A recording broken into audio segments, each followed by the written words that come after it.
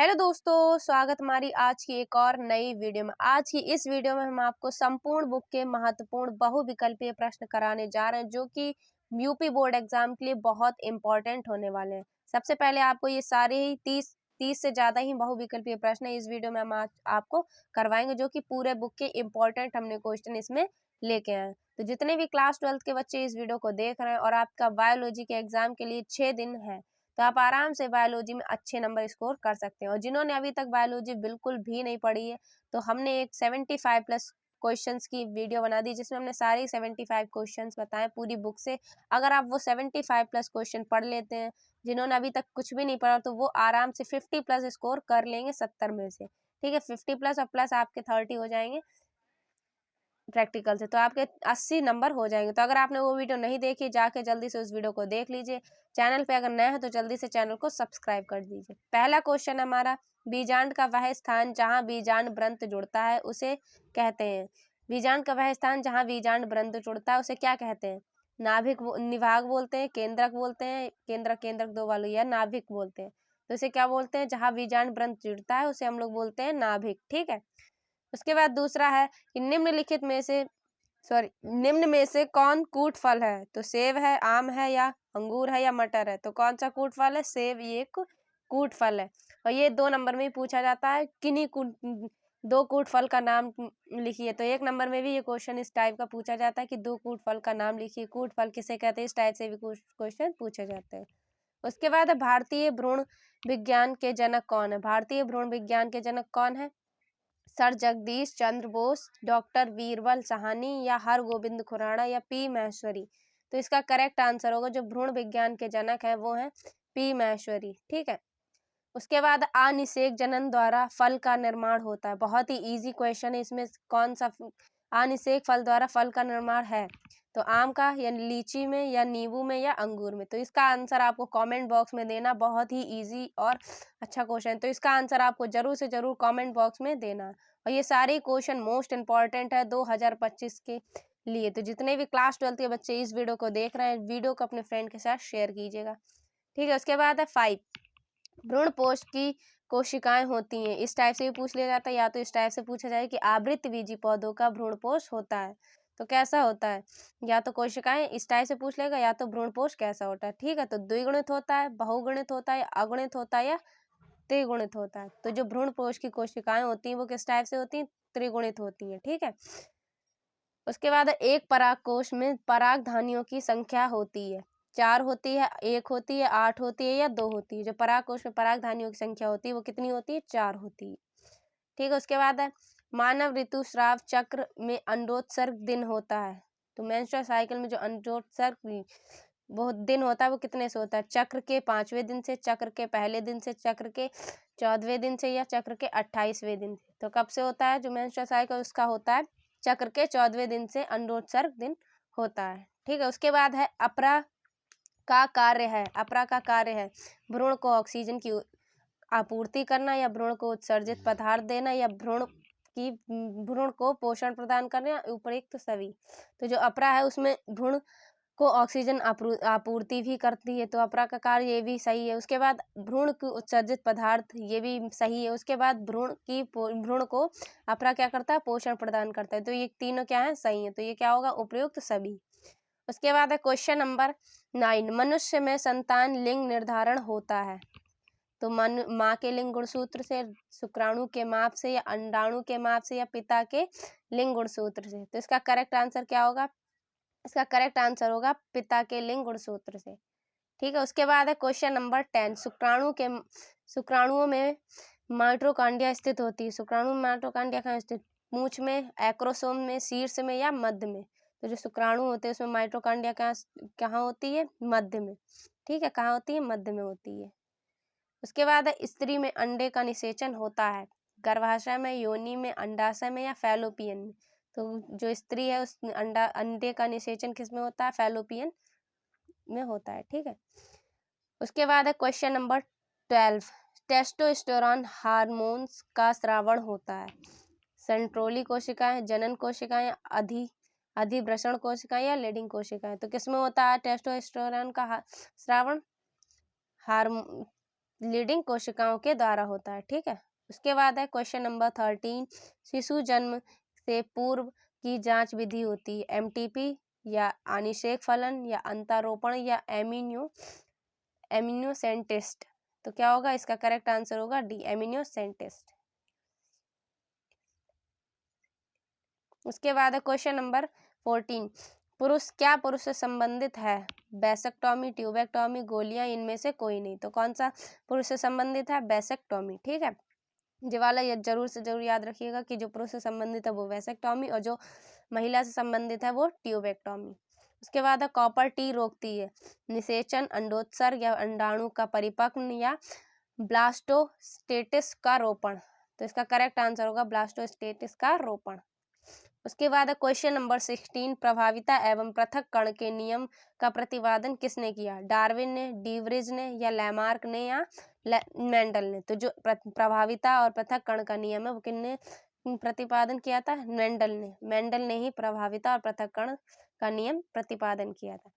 उसके बाद है क्वेश्चन नंबर 17, वंशागति की इकाई है, वंशागति की इकाई है गुणसूत्र है या जीनोटाइप है या जीन है या फिनोटाइप है। तो जो वंशागति की इकाई है वो क्या है? जीन है। ठीक है, याद रखिएगा ये सारे ही मोस्ट इंपॉर्टेंट है, वेरी वेरी इंपॉर्टेंट है 2025 के लिए। तो आपके जो बायोलॉजी में बहुविकल्पी पूछे जाते हैं वो 6 नंबर के पूछे जाते हैं, तो ये बहुत ही इंपॉर्टेंट होने वाले हैं आपके बोर्ड एग्जाम के लिए। 30+ MCQ है इस वीडियो में, तो इस वीडियो को एंड तक जरूर देखें। अगर वीडियो पर नए हैं तो जल्दी से चैनल को सब्सक्राइब कर लीजिए और वीडियो को लाइक कीजिए। इसी टाइप के और वीडियो आपको मिलती रहेंगी, तो नोटिफिकेशन बेल को ऑन कर लीजिए। ठीक है, सार्वत्रिक दाता किस रक्त वर्ग का होता है? AB या A या B या O। तो जो O है वो क्या है? सर्वदाता है। ठीक है, तो O क्या है? सर्वदाता। तो इसमें क्या है? सार्वत्रिक जो होता है दाता वो किस वर्ग का है? O वर्ग का। ठीक है, और AB क्या होता है? AB A और B से मिलकर बना है। ठीक है, O क्या है? सर्वग्राही है। उसके बाद है 19, गुणसूत्रों का निर्माण होता है। इसका आंसर आपको कमेंट बॉक्स में देना। 2 आंसर आपको होमवर्क है जिसको आपको कमेंट बॉक्स में बताना। गुणसूत्र का निर्माण होता है यूक्रोमेटिन के द्वारा, हेट्रोक्रोमेटिन के द्वारा या A तथा B या इनमें से कोई नहीं। तो इसका आंसर आपको कमेंट बॉक्स में जरूर से जरूर देना। और एक आपको क्वेश्चन हमने अनिषेक फल का निर्माण किस फल के द्वारा होता है, ये 2 आपको क्वेश्चन कमेंट बॉक्स में बताना है। देखते हैं आप लोगों को कितनी तैयारी आपकी हो गई। तो आपको कमेंट बॉक्स में दोनों के ही आंसर देना होगा। उसके बाद है क्वेश्चन नंबर 20, संदेश वाहक RNA का निर्माण है केंद्रक में या गाल्जी काय में या राइबोसोम्स में या एंडोप्लाज्मिक रेटिकुलम में। तो इसका करेक्ट आंसर क्या होगा? एंडोप्लाज्मिक रेटिकुलम में। ठीक है, उसके बाद है जो क्वेश्चन नंबर 21, जो टाइफाइड की जांच के लिए किए जाने वाला परीक्षण कौन सा? टाइफाइड की जांच के लिए कौन सा परीक्षण का प्रयोग करते हैं? PCR परीक्षण या ESR परीक्षण या ELI ऐसे परीक्षण या विडाल परीक्षण। तो इसका करेक्ट आंसर क्या होगा? जो टाइफाइड की जांच होती है वो किस उसमें परीक्षण किए जाने वाले परीक्षण का नाम क्या है? विडाल परीक्षण की होता है। ठीक है, जो टाइफाइड में अगर जांच होती है तो वो विडाल परीक्षण के द्वारा होती है। उसके बाद है क्वेश्चन नंबर 22, चिकनगुनिया रोग का संचारण किसके द्वारा होता है? घरेलू मच्छर के द्वारा, कॉकरोच के द्वारा या मादा एनीफ्लीज मच्छर के द्वारा या एडीज मच्छर के द्वारा। तो जो चिकनगुनिया रोग का जो संचारण होता है वो एडीज मच्छर के द्वारा होता है। ठीक है, उसके बाद जो निद्रा रोग किस जंतु के द्वारा होता है? ये बहुत ही इंपॉर्टेंट, जो निद्रा रोग होता है वो किस जंतु के द्वारा होता है? यूग्लिना के द्वारा या प्लाज्मोडियम के द्वारा या अमीबा के द्वारा या ट्रिपनोसोमा के द्वारा। तो इसका करेक्ट आंसर होगा बी, ट्रिपनोसोमा के द्वारा। उसके बाद है क्वेश्चन नंबर 24, आफीन से प्राप्त मार्फिन है। तो आफीन से प्राप्त मार्फिन है कौन सा है? पोम या लेटेक्स या टेनिन या अल्कोहल एल्केलाइड। तो जो आफीन से प्राप्त मार्फिन है वो है एल्केलाइड। मोस्ट इंपॉर्टेंट ये क्वेश्चंस हैं, इनको आपको जरूर से जरूर तैयार कर लेना। 35+ इस वीडियो में हम आपको MCQ करवाएंगे, तो इनको आपको तैयार करना है। उसके बाद हम आपको सारे ही जो सेट 2024 में थे उससे लेके आएंगे और प्लस आपका जो UPMSC वाला पेपर उससे भी सारे MCQ लेके आएंगे। तो आपको सबसे पहले इनको तैयार करना है, उसके बाद अगली वीडियो हम आपके लिए टिप्पणियों की लेके आएंगे, जिसमें महत्वपूर्ण टिप्पणी करवाएंगे। उसके बाद आपको मोस्ट इंपॉर्टेंट क्वेश्चंस की वीडियो भी लेके आएंगे। टीवी के टीके का नाम क्या होता है? PAS या OPV या DPG या BCG? तो इसका करेक्ट आंसर हो जो टीवी के टीके का नाम है वो उसका नाम है VCG। पेनिसिलिन की खोज किसने की थी? पेनिसिलिन की खोज बीजमान ने की थी, स्मिथ ने की थी, या फ्लेमिंग ने की थी, या आवर ने की थी? तो इसका करेक्ट आंसर होगा फ्लेमिंग ने पेनिसिलिन की खोज की थी। ठीक है, उसके बाद टाइफाइड रोग के जनक कौन है? एस्केरिस, प्लाज्मोडियम या सल्मोनेला या अमीबा? तो इसका करेक्ट आंसर हो जो टाइफाइड की खोज की थी वो किसने की थी? सल्मोनेला ने। ठीक है, उसके बाद डेंगू बुखार का वाहक है। डेंगू बुखार का वाहक क्या है? क्लेलियक्स, एनाफ्लीज या एडीज या इनमें से कोई नहीं? तो इसका करेक्ट आंसर होगा जो डेंगू बुखार का वाहक है वो क्या है? एडीज। ठीक है, इसका करेक्ट आंसर क्या होगा? जो डेंगू बुखार का वाहक एडीज है। उसके बाद है क्वेश्चन नंबर 29। बायोगैस उत्पन्न होती है, बायोगैस उत्पन्न होती है तो यूबैक्टीरिया द्वारा या माइक्रोप्लाज्मोडियम द्वारा या आर्किड बैक्टीरिया द्वारा या साइनोबैक्टीरिया द्वारा? तो इसका भी आंसर बहुत इजी है, आपको कमेंट बॉक्स में बताना है। ये 3 क्वेश्चन आपको कमेंट बॉक्स में बताने ही बताने हैं और फिर उसके बाद हम आपके आंसर चेक करेंगे, देखेंगे कौन कौन इस आंसर के जवाब सही सही देता है। तो बायोगैस उत्पन्न होती है किसके द्वारा उत्पन्न होती है? यू बैक्टीरिया द्वारा या माइक्रो प्लाज्मोडियम द्वारा या आर्के बैक्टीरिया द्वारा या साइनो बैक्टीरिया द्वारा? तो इसका आंसर आपको जरूर से जरूर कमेंट बॉक्स में देना है। बहुत ही इजी क्वेश्चन हमने आपको होमवर्क में दिए, तो ये तीनों के आपको आंसर देना। देखते हैं 3 में से कितने सही निकलते हैं आपके। उसके बाद है क्वेश्चन नंबर 13। आनुवंशिक इंजीनियरिंग में डीएनए की खंडों को जोड़ता है। डीएनए किन खंडों जो डीएनए को जोड़ता है वो कौन से खंड से जोड़ता है? एंडोन्यूक्लियस से या काइटेनेज से या पॉलीमरेज से या लाइगेज से? जो डीएनए खंड को जोड़ता है वो कौन जोड़ता है? लाइगेज जोड़ता है। ठीक है, जो तोड़ता है वो कौन सा तोड़ता है? आणविक कैंची होती है जिसे हम लोग प्रतिबंध एंजाइम बोलते हैं। डीएनए का रासायनिक चाकू किसे कहते हैं? लाइगेज को, पॉलीमरेज को या ट्रांसक्रिप्टेज को या रिएक्शन एंडोन्यूक्लियस को? तो इसके बोलते हैं रिएक्शंस एंडोन्यूक्लियस को, जो रासायनिक चाकू बोलते हैं। कौन सा एंजाइम डीएनए के विशिष्ट स्थान को काटता है? तो अभी आपको बताया था लाइगेज जोड़ता है, जो एंडोन्यूक्लियस होता है वो क्या करता है? विशिष्ट स्थान को काटता है। ठीक, उसके बाद है पारिस्थितिक अनुकूलन में पाया जाता है। तो पारिस्थितिकी अनुकूलन में पाया जाता है, क्या पाया जाता है? जलोभिद पौधों में या मरुभिद पौधों में या ए तथा बी दोनों में या इनमें से कोई नहीं? तो जो पारिस्थितिक अनुकूलन पाया जाता है उसमें जलोभिद पौधे में भी पाया जाता है और मरुभिद पौधों में भी पाया जाता है। तो इसका करेक्ट आंसर होगा ए तथा बी दोनों में। ठीक है, उसके बाद है क्वेश्चन नंबर 34। एक खाद्य श्रृंखला में निम्नलिखित में सर्वाधिक संख्या किसकी होती है? तो एक खाद्य श्रृंखला में निम्नलिखित में सर्वाधिक संख्या किसकी होती है? तो उत्पादक की होती है, द्वितीय उपभोक्ता की होती है, प्राथमिक उपभोक्ता की होती है या प्रथम अपघटक की होती है? तो इसका जो करेक्ट आंसर होगा वो होगा जो एक खाद्य श्रृंखला में निम्न, तो उसकी क्या संख्या होगी? अपघटक संख्या होगी। ठीक, अपघटक संख्या होती है। तो इसका करेक्ट आंसर क्या होगा? जो एक खाद्य श्रृंखला में निम्नलिखित सर्वाधिक संख्या अपघटक होती है। ठीक है, तो इसका करेक्ट आंसर अपघटक होगा।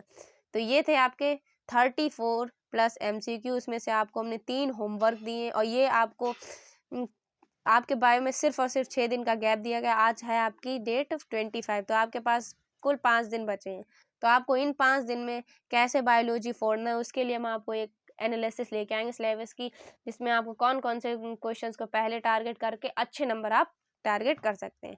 तो ये वीडियो आपको कैसी लगी कमेंट बॉक्स में जरूर से जरूर बताइएगा।